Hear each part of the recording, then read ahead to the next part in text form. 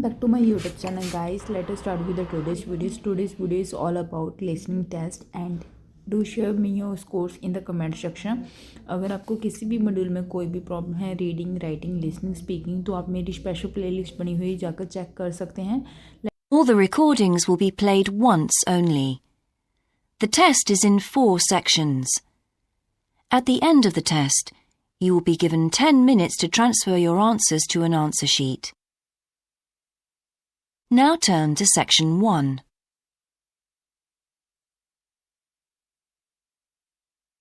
Section 1. You will hear a man telephoning to ask about a job in a hotel. First, you have some time to look at questions 1 to 4.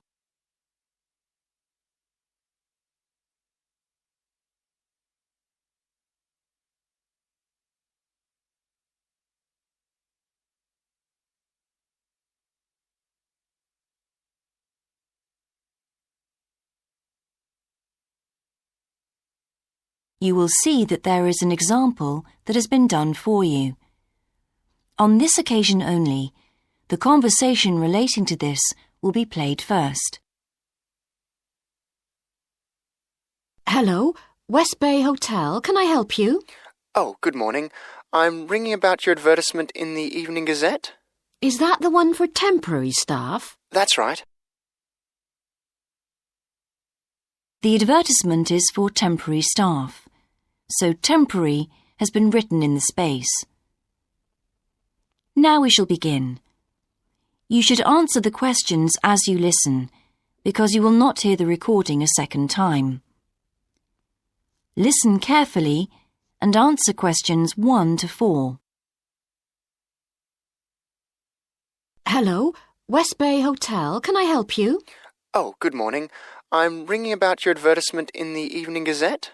Is that the one for temporary staff? That's right. Yes, I'm afraid the person who's dealing with that isn't in today, but I can give you the main details if you like. Yes, please. Could you tell me what kind of staff you're looking for? We're looking for waiters at the moment. There was one post for a cook, but that's already been taken. Oh, right.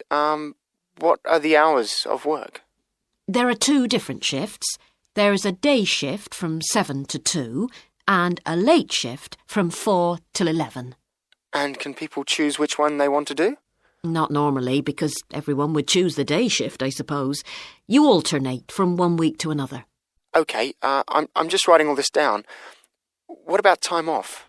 You get 1 day off, and I think you can negotiate which one you want. It's more or less up to you, but it has to be the same one every week. Do you know what the rates of pay are? Yes, I've got them here. You get £5.50 an hour, and that includes a break. Do I have to go home to eat, or...? You don't have to. You can get a meal in the hotel if you want to, and there's no charge for it, so you might as well. Oh, good.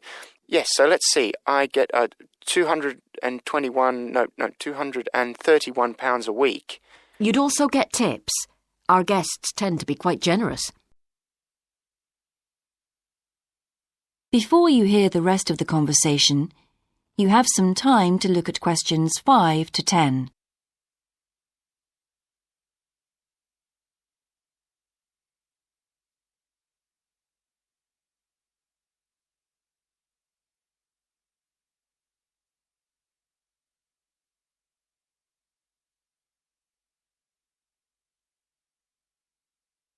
Now listen and answer questions 5 to 10.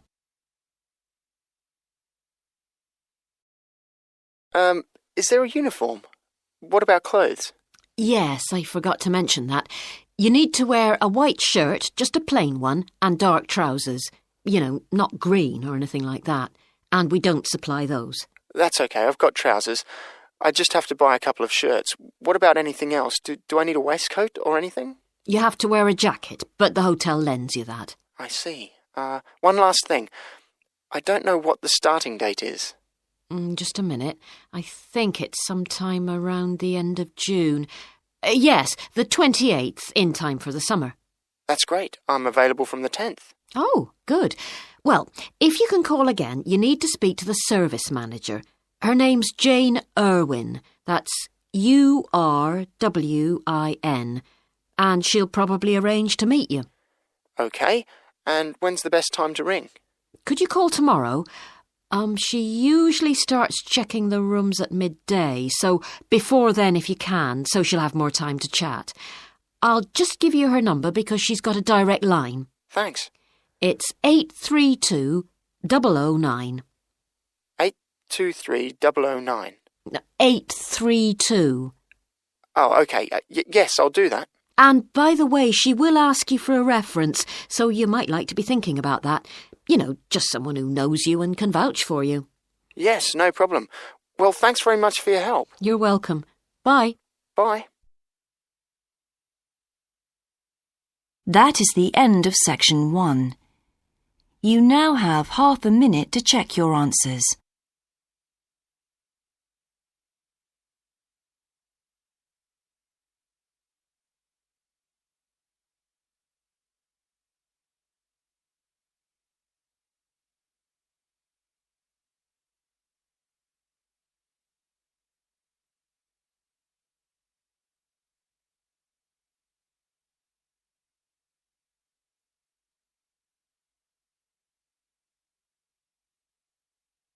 Now turn to section 2.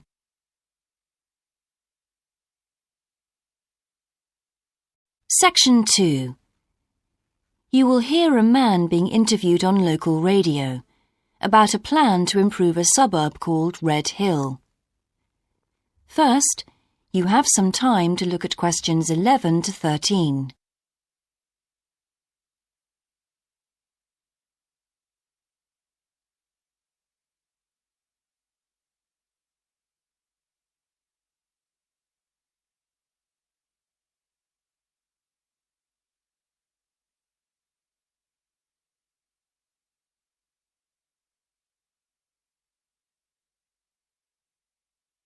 Now listen carefully and answer questions 11 to 13. Good morning and welcome again to Your City Today. With me today is Graham Campbell, a councillor from the City Council. He'll be telling us about the plan to improve the fast-growing suburb of Red Hill. Good morning, Graham, and welcome to the show. Good morning, Carol. Now, Graham, I understand that there has been a lot of community consultation for the new plan. Yes, we've tried to address some of the concerns that local groups told us about. People we've heard from are mainly worried about traffic in the area and, in particular, the increasing speed of cars near schools. They feel that it's only a matter of time before there's an accident as a lot of children walk to the school. So, we're trying to do something about that. Another area of concern is the overhead power lines. These are very old and a lot of people we spoke to asked if something could be done about them. Well, I'm happy to report that the power company have agreed to move the power lines underground at a cost of $800,000. I think that will really improve the look of the area as well as being safer. That's good to know. But will that mean an increase in rates for the local businesses in that area? Well, the power company have agreed to bear the cost of this themselves after a lot of discussion with the council. This is wonderful news, as the council now has some extra funds for us to put into other things like tree planting and artwork. Before you hear the rest of the interview, you have some time to look at questions 14 to 20.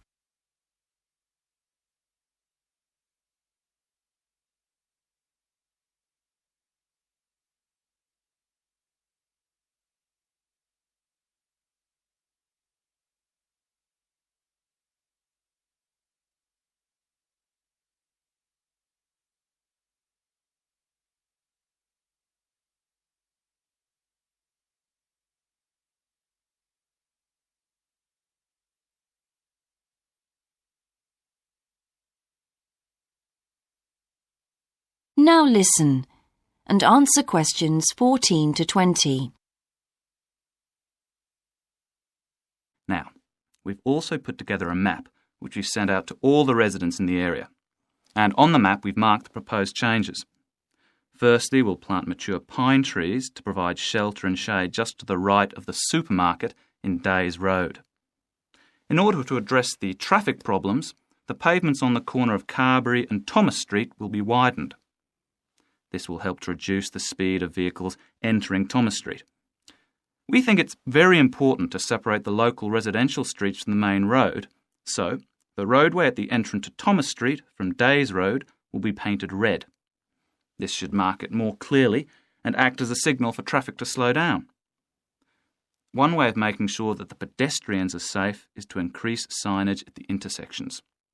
A Keep Clear sign will be erected at the junction of Evelyn Street and Hill Street to enable traffic to exit at all times. Something we're planning to do to help control the flow of traffic in the area is to install traffic lights halfway down Hill Street where it crosses Days Road. Now, we haven't only thought about the cars and traffic, of course. There's also something for the children. We're going to get school children in the area to research a local story, the life of a local sports hero, perhaps. And an artist will incorporate that story into paintings on the wall of a building on the other side of Hill Street from the supermarket. And finally, we've agreed to build a new children's playground, which will be at the other end of Hill Street, close to the intersection with Carberry Street. Wonderful. Now, what's the next stage? Well, the final plan... That is the end of section 2. You now have half a minute to check your answers.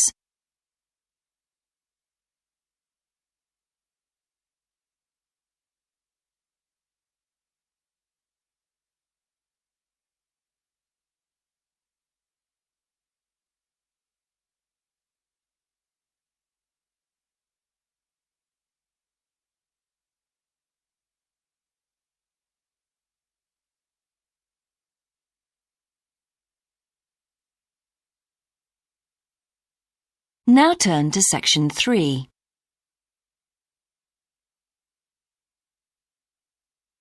Section 3. You will hear two students called Dan and Jeannie discussing their studies at university. First, you have some time to look at questions 21 to 26.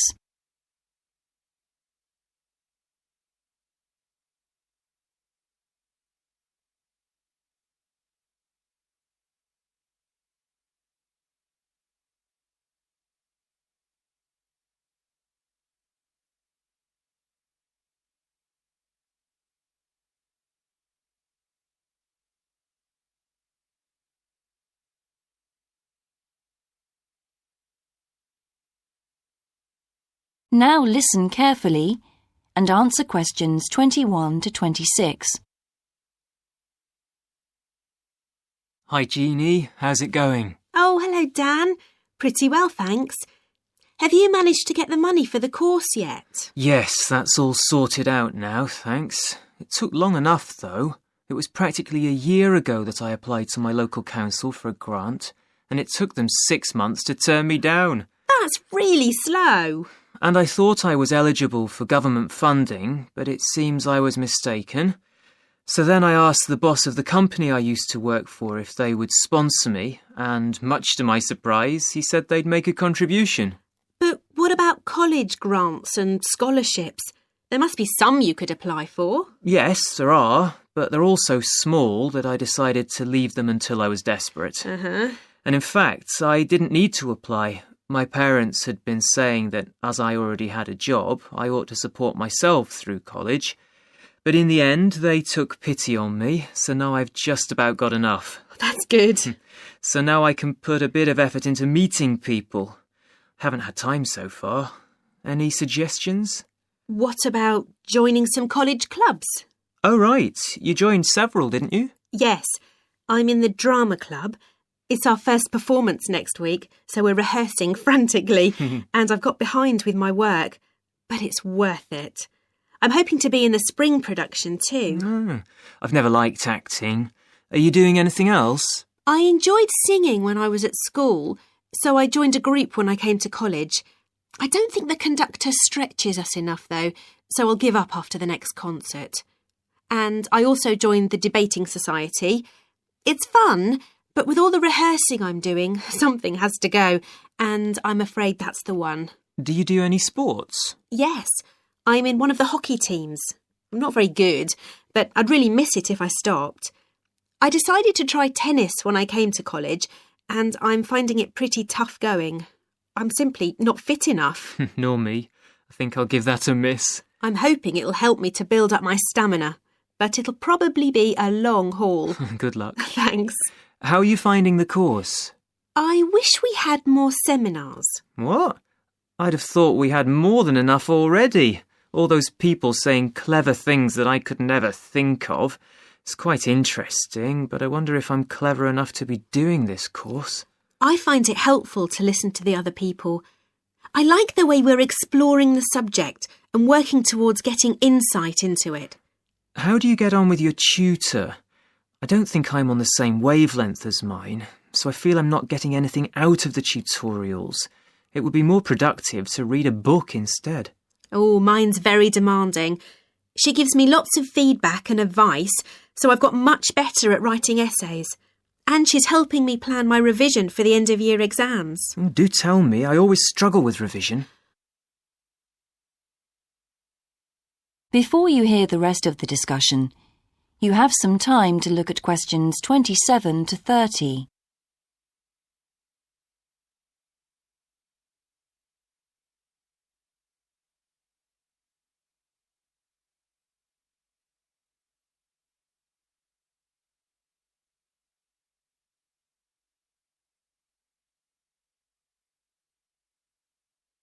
Now listen and answer questions 27 to 30. Well, the first thing is to find out exactly what's required in the exams. Would it help to get hold of some past papers? Yes, they'll help to make it clear. Right, I'll do that. Then what? Then you can sort out your revision priorities based on what's most likely to come up. I put these on a card and read them through regularly. But that isn't enough in itself. You also need a timetable to see how you can fit everything in the time available. Then keep it in front of you while you're studying. I've done that before, but it hasn't helped me. Maybe you need to do something different every day. So if you break down your revision into small tasks and allocate them to specific days, there's more incentive to tackle them. With big topics, you're more likely to put off starting. Good idea. And as I revise each topic, I write a single paragraph about it. Then later I can read it through quickly, and it helps fix things in my mind. Oh, that's brilliant. I also write answers to questions for the exam practice. It's hard to make myself do it, though. Well, I'll try. Thanks a lot, Jeannie. That's a great help. No problem. See you around. Bye. That is the end of section 3. You now have half a minute to check your answers.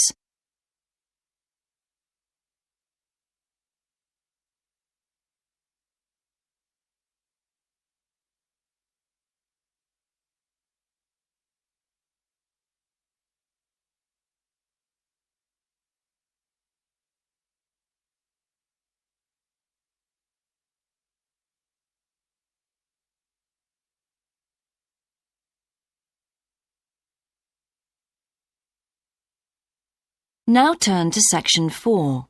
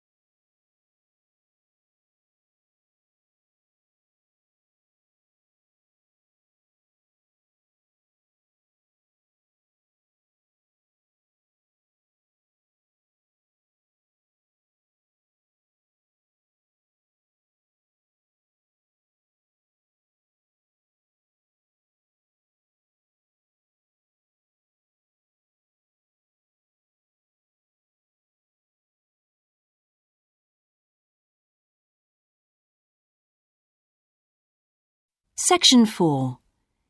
You will hear a lecture about success in business systems. First, you have some time to look at questions 31 to 40.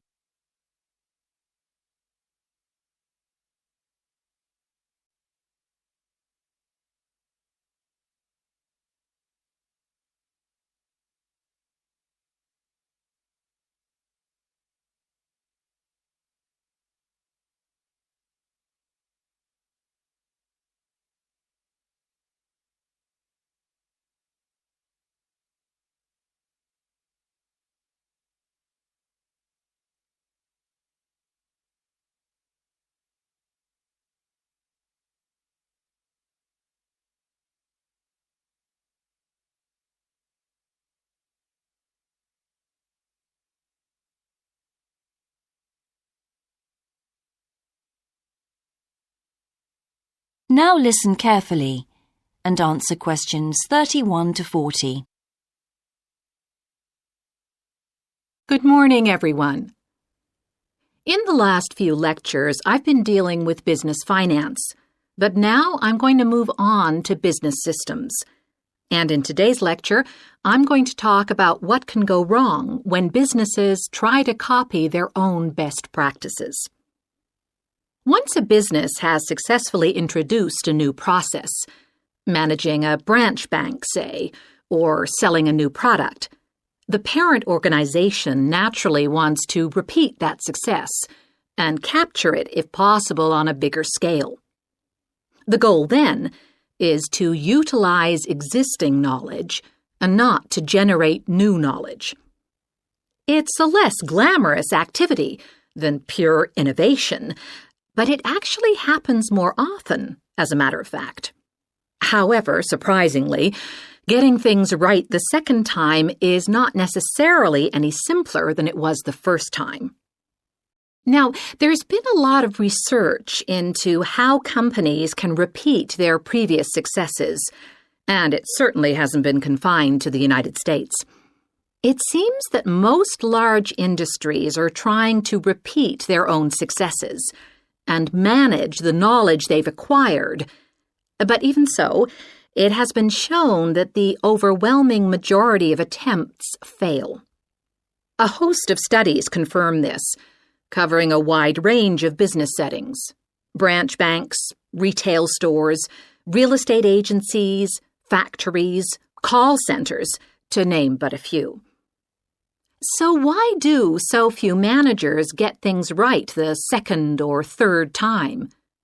Let's consider one reason for failure: placing too much trust in the people who are running the successful operation, the experts, shall we say.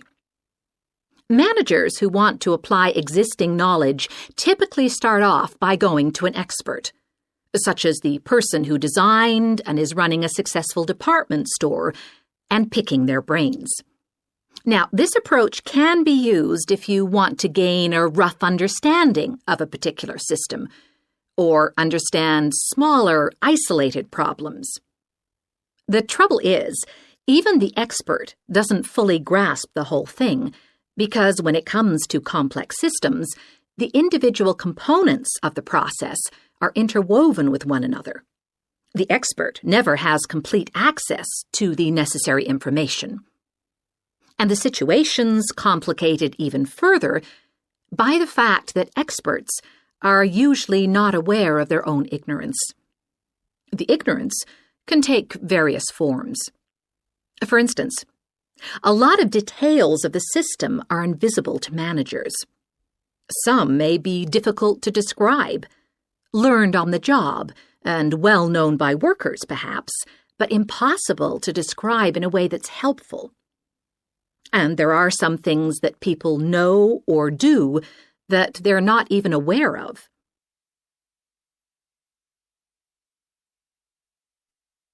Now, let's consider two types of mistake that can occur when a manager actually starts to set up a duplicate system to replicate a successful process. Firstly, perhaps he forgets that he was just trying to copy another process and starts trying to improve on it.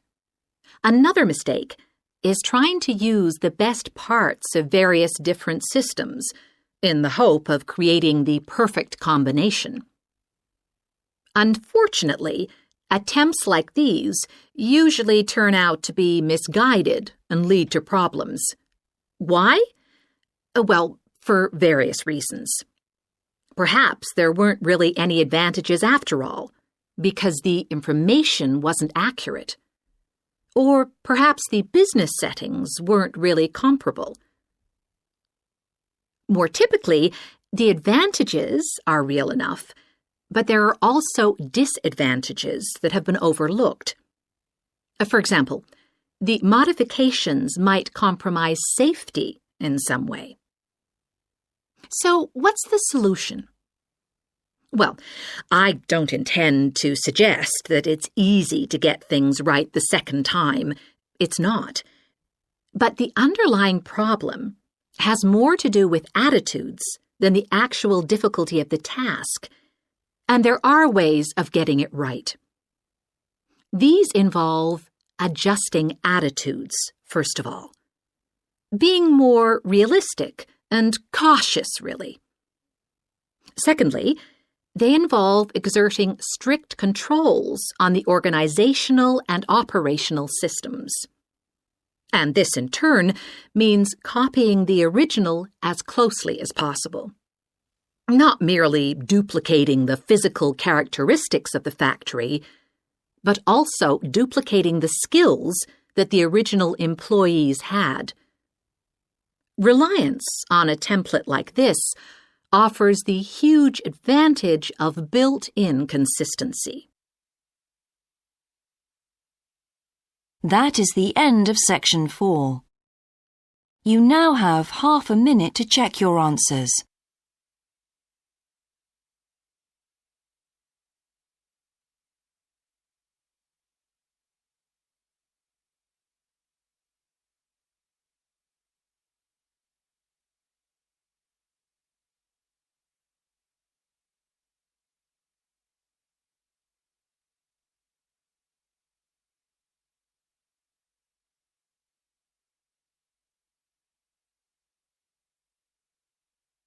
That is the end of the listening test.